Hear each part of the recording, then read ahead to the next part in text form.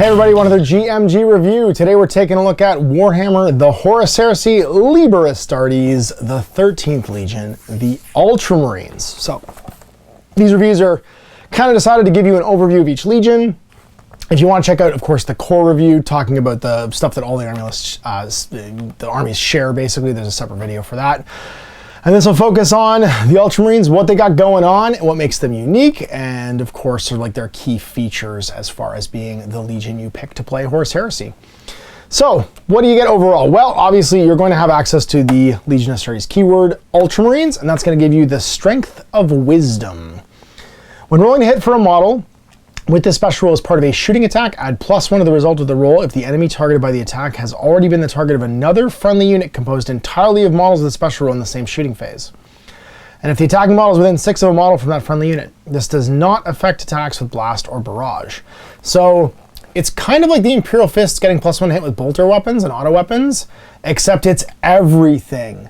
So if you can have someone spotter, right, and be close and shoot a unit, then everybody else is going to get +1 to hit them.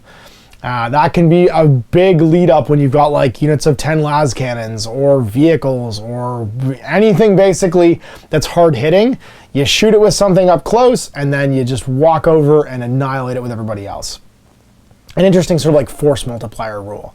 And the big key here is that it applies to every weapon, right? They're a learning chapter. They're basically their whole thing with Guilliman is always to be absorbing knowledge and reading and learning everything they can. So it's benefiting you tactically on the table because all of your weapons become better. You get access to the Arsenal of the Ultramarines, which gives you all of the cool special gear, and then Lords of the 500 Worlds, your special cool Warlord traits. Like all the Legions, you get an enhanced reaction. It can be done once per game, in addition to the other reactions you can normally do. And it's called the Unity of Purpose. This advanced reaction may be made once per battle during the opposing player's shooting phase, when any enemy player declares a shooting attack targeting a friendly unit in the reactive player's command, composed of models with the Ultramarines keyword. Once of the active player has resolved to hit rolls, to wound rolls, and armor saves are made, but before any damage mitigation rolls are made, the active player may choose to expend one of their reactions for the phase to have both the unit targeted by the shooting attack and one other unit composed entirely of models with the Ultramarine special rule to make a shooting attack, targeting the unit that triggered this reaction, and following all the usual rules for shooting attacks. Any unit that makes a shooting attack as part of a Unity of Purpose reaction may not make any attacks indirectly, so without line of sight, so using barrage or stuff like that. And models of the vehicle unit may only make defensive weapon shots. Template weapons that are doing it use Wall of Death, and both units that make the shooting attack as part of this reaction are considered to have made a reaction this phase. So basically you can double shoot back if someone gets shot. Very cool. So imagine you've got a 20-man tactical squad getting peppered by another 20-man tactical squad, but behind them is a unit of 10 guys with missile launchers. They choose to shoot back after they make their armor saves. They shoot back, and then 10 missile launchers also shoot that tactical squad. Once per game, it could be incredibly powerful, and it means that if you're overlapping your units to support each other, it's very hard to pick on a unit and avoid being shot by somebody else once per game. A very, again, rewarding table play a bit, more than just giving you like a straight up buff, but could be incredibly powerful with your list composition if it's timed right. All right, 3 Warlord traits. You do get a traitor one. There is some Imperium Secundus happening, and you know, you never know why the Ultramarines do what they do sometimes. So Loyalist, the Burden of Kings. In any phase in which 1 or more wounds have been allocated to a Warlord with this trait, whether saved or unsaved, the Warlord gains It Will Not Die 4+ and Fearless special roll until the end of the Warlord controlling player's next phase. In addition, an army whose Warlord has this trait once in each of the opposing player's turns can make a single reaction without spending a point from their reaction allotment as long as it's made by the Warlord or a unit they've joined. So basically, as soon as you basically lead from the front and give yourself a wound and have it allocated to you, you gain It Will Not Die and Fearless. So just stick a bolter hit on him, or after a wound's been made, you start to get your wounds back. So you basically want him to become wounded, so you become Fearless. And get It Will Not Die, so you might just get that wound back, whether it's saved or unsaved.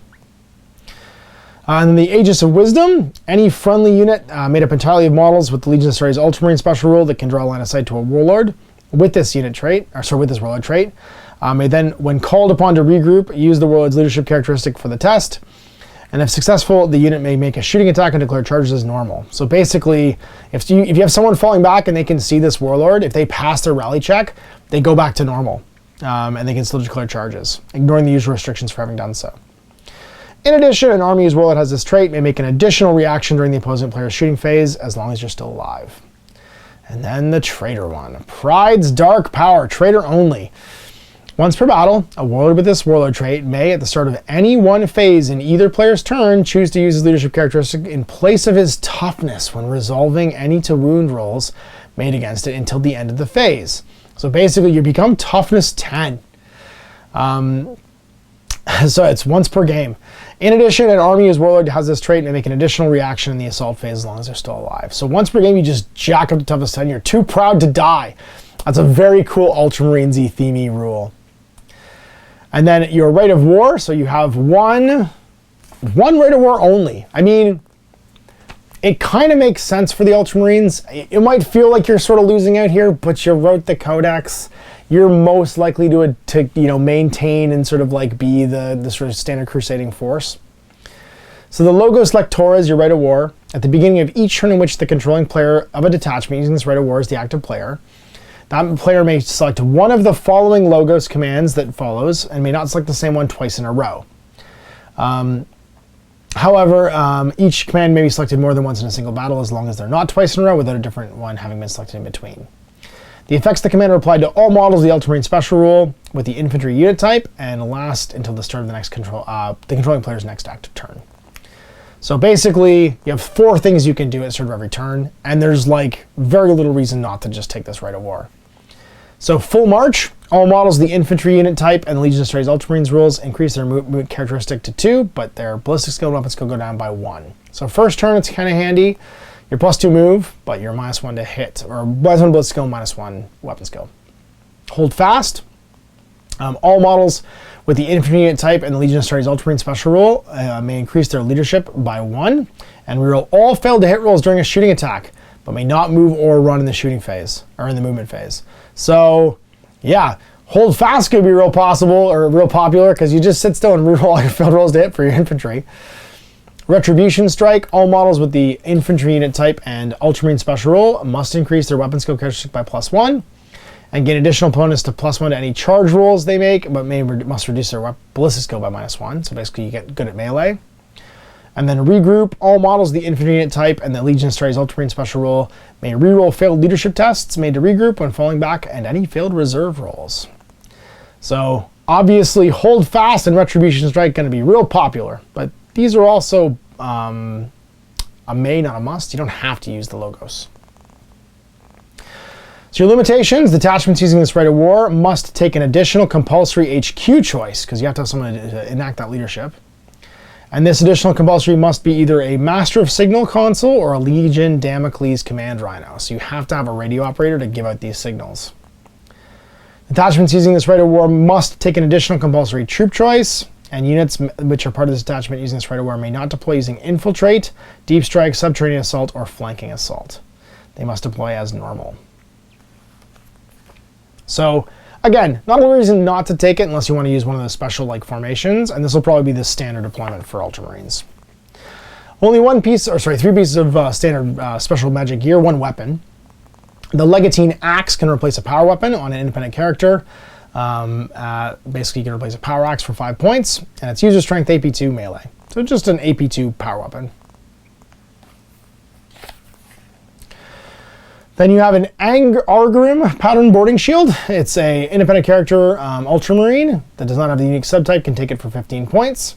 It provides a 5+ invulnerable save at any phase and is increased to 4+ against any attacks made while engaged in an assault.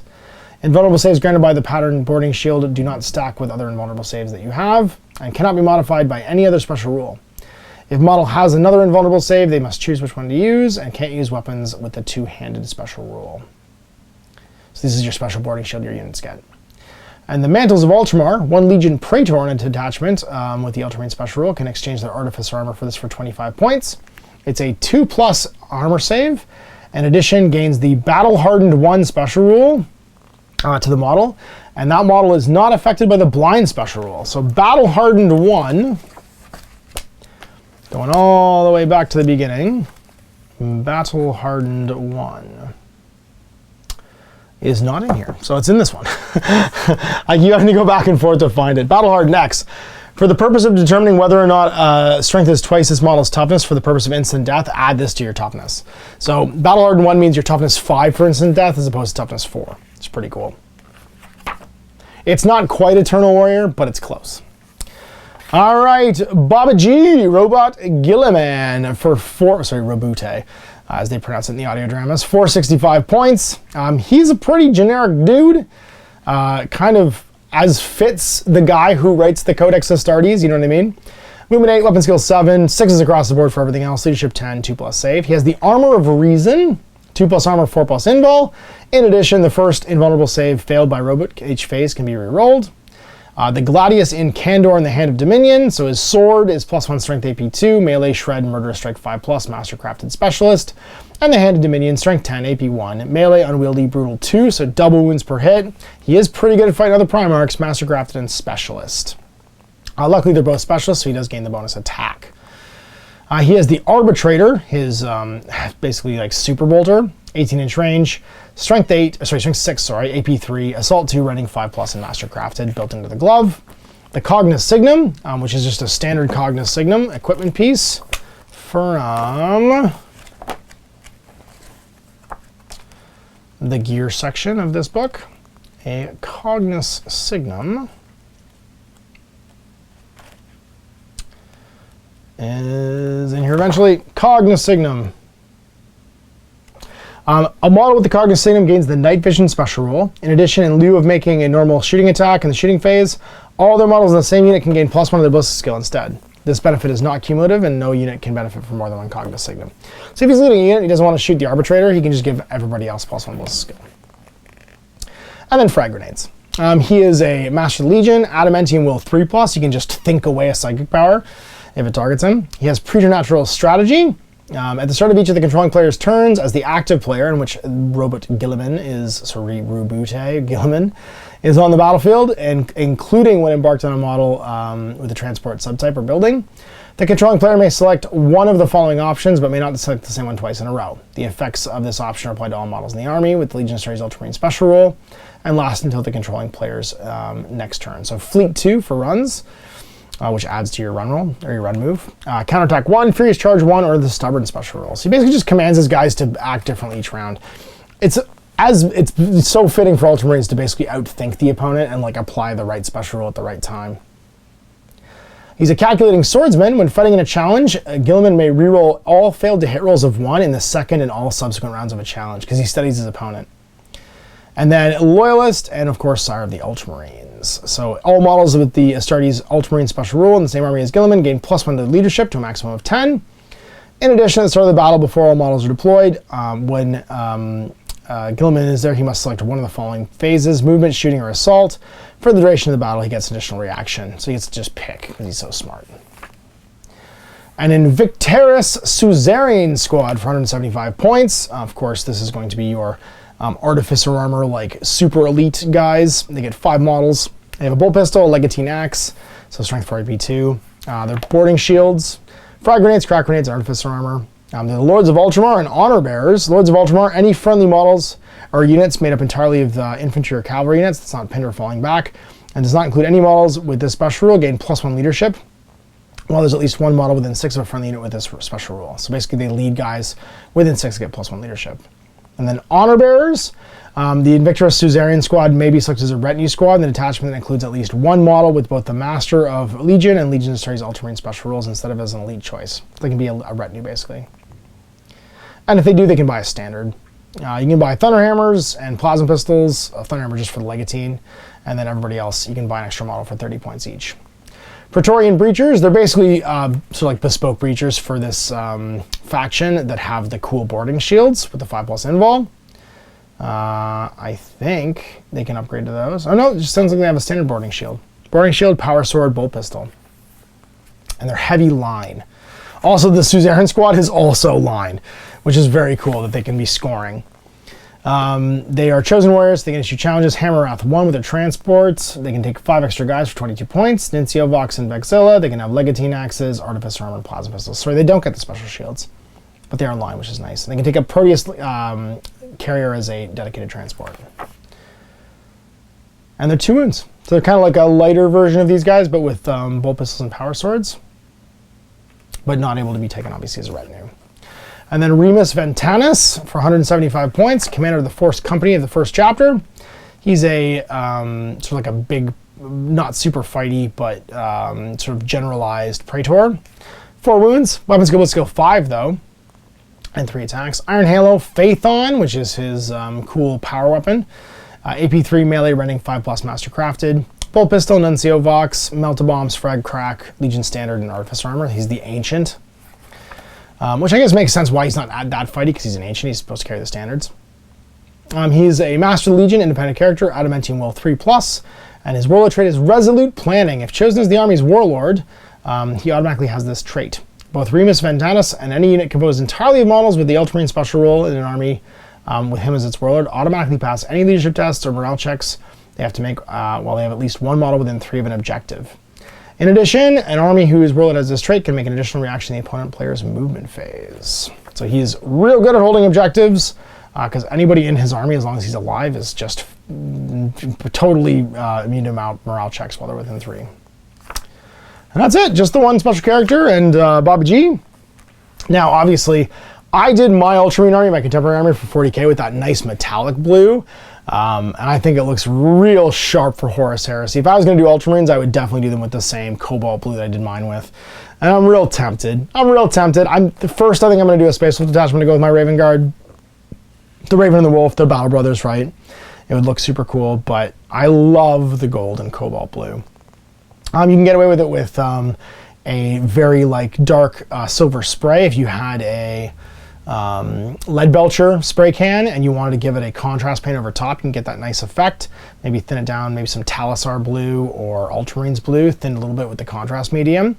You get a nice finish like this as well. And yeah, and it's super fun to paint. So again, I find if you do the metallics, it actually speeds up painting significantly, and you get a really nice finish out of these guys. And the Ultramarines look super sharp in the Mark IV. For some reason, I think that's my favorite armor pattern for them.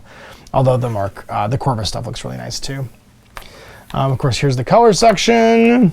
There's Ventanus. Of course, you've got all the Praetors and special characters from Forge World, and the man himself, Roboute Guilliman. Guilliman. And that's it. We're on to Salamanders next as we continue through the Liber Astartes. Many thanks for watching. We'll see how far we get through these for the first day. Till then, Ash. Hey there, I hope you enjoyed that video. There are tons of other games already recorded for you to watch. Click over to my channel page if you haven't already, and have a look through the dozens of playlists full of videos. I guarantee you'll discover a game you haven't seen played before. I put out new videos 7 days a week, and every day is themed to a different genre as I continue to explore the wider world of gaming. Of course, none of that's possible without you, the viewer, so click a like and subscribe if you'd like to stay on top of what's happening here daily. My 2 kids and I are massively grateful to be able to have the flexibility of this job so I can always maximize my time with them. If you want to support me continuing to put out this content, it's only possible because of my amazing backers on Patreon who support the studio, equipment, and model cost, as well as being how I make the bulk of my living. You can also help out by buying a t-shirt through Spreadshirt, a measuring gauge or widget from Death Ray Designs, or buying one of my games and supplements like Last Days, Gamma Wolves, and Blaster. As a way of showing my appreciation, patrons get early access to new games and supplements that I write throughout the course of the year. Huge thanks for watching, it really does help out, and happy gaming.